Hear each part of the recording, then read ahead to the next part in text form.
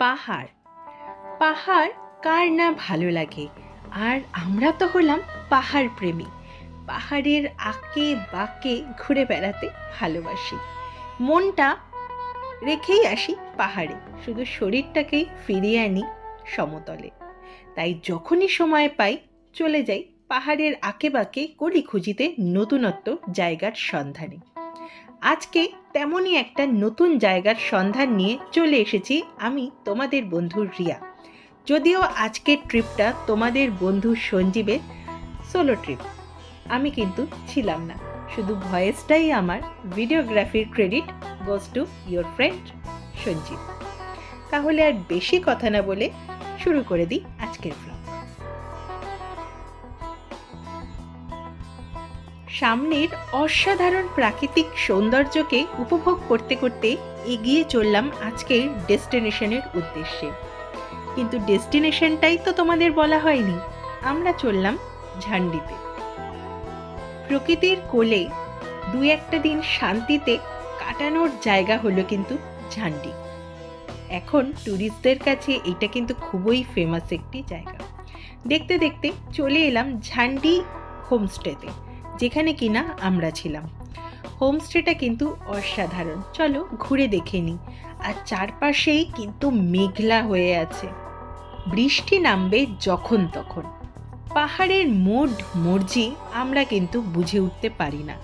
কখনো হাসি মুখে অভ্যর্থনা করে আমাদের, আবার কখনো রাগ দেখিয়ে গম্ভীর মুখে কেঁদে ফেলে ঝরঝর করে। আর সেই অভিমানের ভার বহন করে বেড়াতে হয় আমাদের। ঝান্ডিতে আশেপাশে কিন্তু সেইভাবে দেখার কিছু নেই, কিন্তু রয়েছে অসাধারণ প্রাকৃতিক সৌন্দর্য। শহরের ব্যস্ত কোলাহল থেকে মুক্তি পেতে যদি দু একটা দিন কাটানো যায় নিজের মনের মানুষের সাথে বা বন্ধু বান্ধবের সাথে, তাহলে অবশ্যই কিন্তু তোমরা চলে আসতে পারো ঝান্ডিতে। আমাদের আজকের ডেস্টিনেশন ঝান্ডি ইকো হোমস্টে কিন্তু আপার ফাগুতে রয়েছে, গরুবাথান আর কালিম্পং ডিস্ট্রিক্টে এইটি।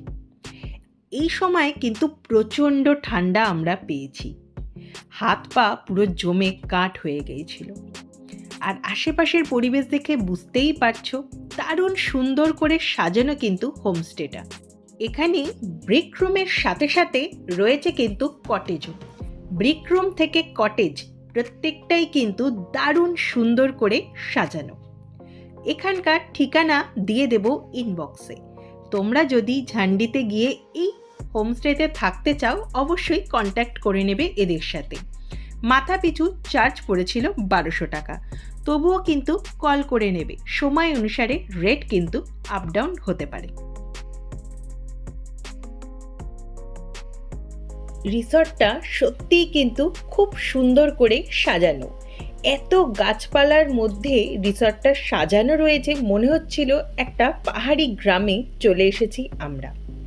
এখানের খাওয়া দাওয়াও কিন্তু সত্যি অসাধারণ।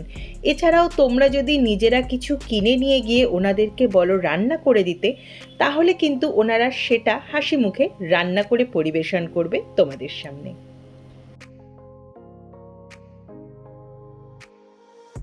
শহরের ব্যস্ত কোলাহল, ইটকাট পাথরের আওয়াজ, তার সাথে গাড়ির হর্ন, এইসব বেড়াজাল থেকে মুক্ত হওয়ার বেস্ট ডেস্টিনেশন হলো ঝান্ডি।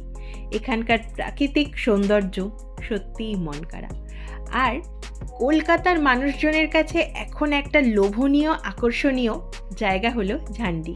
এখানে কিন্তু এখনও ট্যুরিস্টরা খুব একটা বেশি আসে না, তাই এক্সপ্লোর করার সুযোগ রয়েছে অপরিসীম। তোমরা যদি আসতে চাও ঝান্ডিতে, বলতে পারি প্রকৃতিকে মন খুলে উপভোগ করতে পারবে।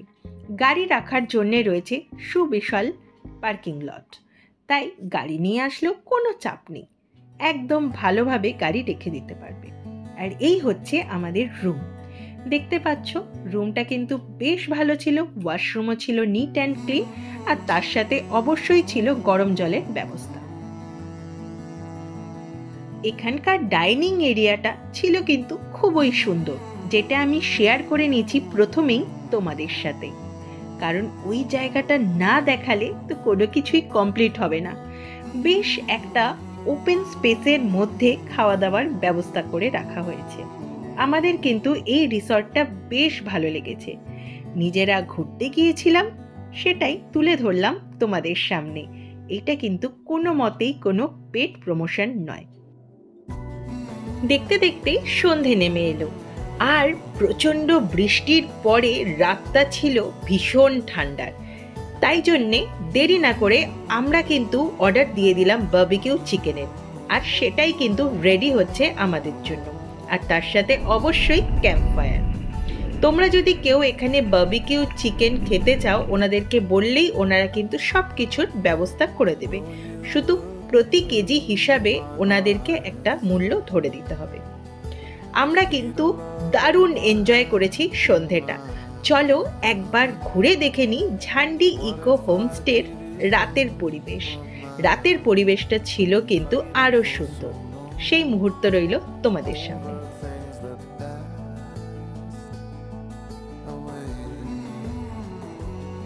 সকালে যেটাকে মনে হচ্ছিল পাহাড়ি গ্রাম, রাতেই সেই জায়গাটাকে মনে হলো স্বর্গপুরী। তোমরা কি বলো? আমি ঠিক বলেছি না? জানাতে ভুলো না। তোমাদের মতামতটাও কিন্তু শেয়ার করো কমেন্টের মাধ্যমে।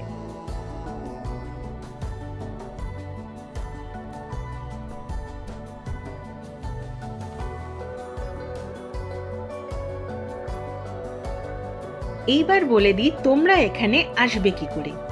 তোমরা যারা কলকাতা থেকে ঝান্ডিতে আসতে চাও, তারা অবশ্যই এনজিপিতে নামবে। এনজিপি থেকে গাড়ি ভাড়া করে নিয়ে চলে আসবে ঝান্ডিতে। ভাড়া পড়বে 3 থেকে 3,500 টাকা। আর এখানকার সব থেকে কাছের স্টেশন হলো মাল জংশন। তোমরা মাল জংশনেও কিন্তু আসতে পারো ট্রেনে করে, যদি টিকিট পাও। কারণ এখানের টিকিট একটু চাপ হয়ে যায়। যদি তোমরা মাল জংশন থেকে এখানে আসতে চাও, মাল জংশনে নেমে অবশ্যই পেয়ে যাবে গাড়ি। সেখান থেকে তোমাদের খরচ পড়বে 2 থেকে 3,000 টাকার মধ্যে। আর চলে আসবে ঝটপট ঝান্ডিতে।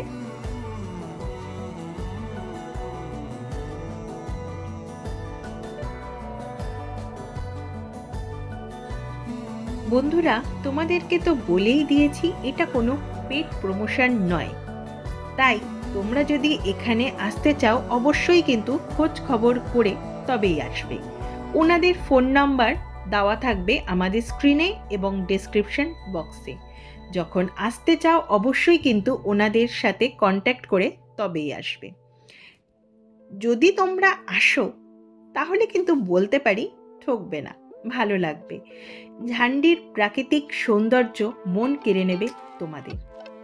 আর নিজেদের বন্ধুবান্ধব বা আত্মীয় স্বজন বা খুব ঘনিষ্ঠ কাউকে নিয়ে সময় কাটানোর কিন্তু খুব সুন্দর জায়গা হলো এই ঝান্ডি। ঝান্ডি ইকো হোমস্টে ছাড়াও এখানে কিন্তু আরও নানান হোমস্টে আমরা দেখতে পেয়েছি। যদিও কথা বলার সময় পাইনি, কিন্তু তোমরা হয়তো গুগলে সার্চ করলে সেই হোমস্টেগুলোর নামও পেয়ে যেতে পারো। সেখানেও তোমরা স্টে করে নিতে পারো। নর্থ বেঙ্গলে কত যে আনএক্সপ্লোর জায়গা রয়েছে সেটা কিন্তু হিসেব করে শেষ করা যাবে না। সেই সব জায়গার কিছু কিছু ঠিকানা নিয়ে চলে আসি আমরা তোমাদের সামনে। আমাদের ব্লগগুলো তোমাদের কেমন লাগে জানাতে ভুলো না। তোমাদের কমেন্টের অপেক্ষায় থাকবো আমরা।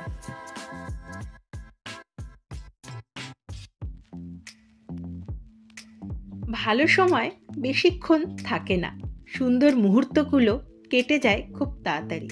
তাই ঝান্ডি পর্ব আমাদের শেষ হয়ে গেল চোখের নিমিষে। কিন্তু তোমাদের কাছে জানতে চাইছি কেমন লাগলো তোমাদের আজকের ব্লগটা।